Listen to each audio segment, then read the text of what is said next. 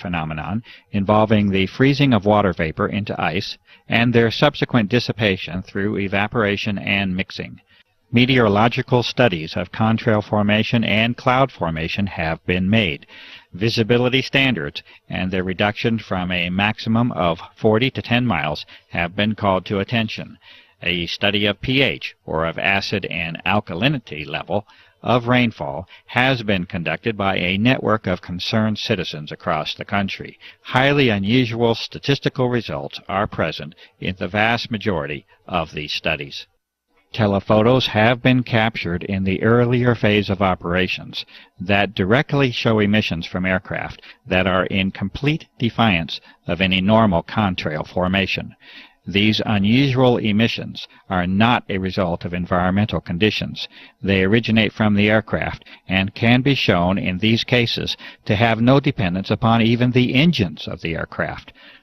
HEPA, or high-efficiency particulate air filters, have been used in various states to directly filter the outdoor air in repeated tests. Some of the materials found include the repeated presence of unusual filaments, a gel formation, crystals, and powders.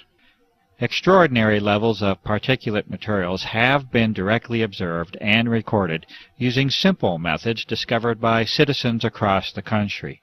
These methods include the corona of the sun and extremely powerful lamps. Caution with the solar method is especially advised. These observations have been taken under the most ideal weather and air quality conditions, and they nevertheless provide alarming and direct evidence of the substantial changes that have occurred in our atmosphere. Rainwater samples have been distilled to concentrate any solid materials or particulates. Metallic-based materials are evident upon observation. Unusual airborne filament samples have been collected from a variety of locations across the nation, as well as the globe. These fibers are highly unusual in their properties, and any claims of being simply spider webs cannot be substantiated. Samples of these fibers have been sent directly to the Administrator of the United States Environmental Protection Agency. Subsequent observation of these fibers under the microscope produces disturbing results, including the occurrence of unusual biological components. The United States EPA has refused to identify these fibers. Incredibly high mold counts have been found within repeated outdoor samples that have been taken. This result is in spite of the fact that the tests were conducted in an extremely arid environment in the high southwest of the United States. This arid environment has been further aggravated by extended drought conditions over the past several years, also a topic to be discussed further. It is a fact that particulate matter in the atmosphere acts as a transport mechanism, or delivery system, for other materials, including biological materials that can piggyback onto the solid materials. This is in addition to the health risk, including respiratory illness and increased mortality that result from higher levels of particulate matter in the air.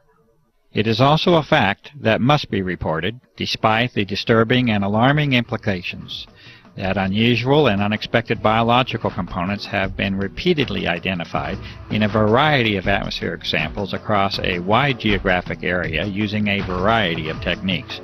The fibrous material sent to the United States EPA is especially unsettling, as it was later shown to contain biological components under the review of a medical professional. For those who might think that biological aerosols have no precedent, it might be worthwhile to read carefully the documented U.S. Senate hearings held in 1977, entitled Examination of Serious Deficiencies in the Defense Department's Effort to Protect the Human Subjects of Drug Research, along with the contractors that are enumerated within that report. A variety of electromagnetic devices have been developed and used. This investigation has resulted from the plausible hypothesis that the atmosphere has now been modified into what is called a plasma state, or an electrified gas.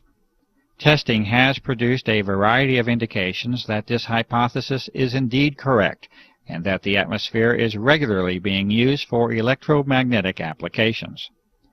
ELF energy is of special concern because of its direct connection to the health aspects of the electromagnetic nature of human beings.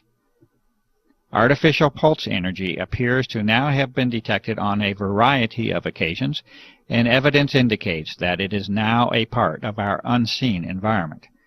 Electrolysis methods have further confirmed the existence of unexpected ionizing metallic salts within our atmosphere. Radar anomalies also continue to point to the presence of an altered electromagnetic environment.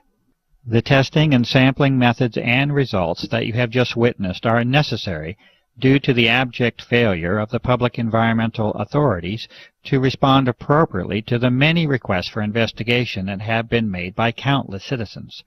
The responses of the so-called officials and authorities has already become painfully apparent.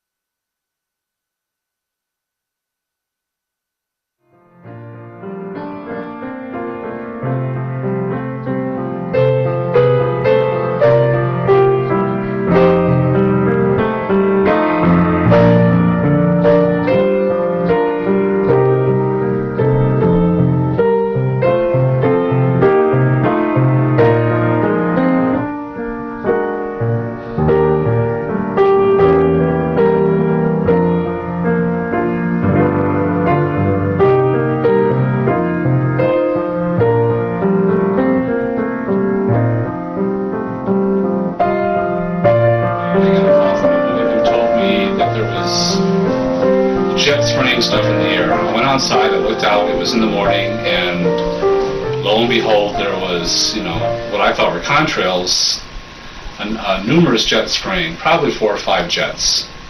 The contrails were not dissipating, they continued in the air, and I watched. Actually, I was horrified because I'd never seen anything like this before, as it continued all day long. And the result was, within a couple hours, the entire sky was totally blotted out with this messy white haze. I started documenting after I discovered that nobody was paying attention, and that even people who would look up and acknowledge that they see the same thing, they weren't at all concerned about it. They didn't think that it was anything of importance. And when I moved to Santa Fe, one of the things that, one of the reasons I moved here was because of the sun and the beautiful sky that they had here. And I've been somebody who's always watched the sky. And the sky here was deep blue and beautiful, and it was something that gave me energy. It was just something that just elevated my spirit every time I saw it, no matter how bad my day was going. If I could get outside and see that beautiful sky and those big fluffy white clouds, everything was okay. And so I saw this being taken away, basically, and I didn't know what was going on, and I didn't know who was doing it or why it was being done, and I still don't know.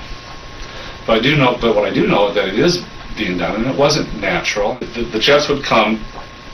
I know enough of, I have a degree in science. I have a doctorate in science, so I consider myself to be maybe not an expert in this particular thing, but I know how to look at things, and I know that that if you pass natural sunlight through a substance and it gives off a color, it usually identifies that substance. There's no two substances that give the same color in solution.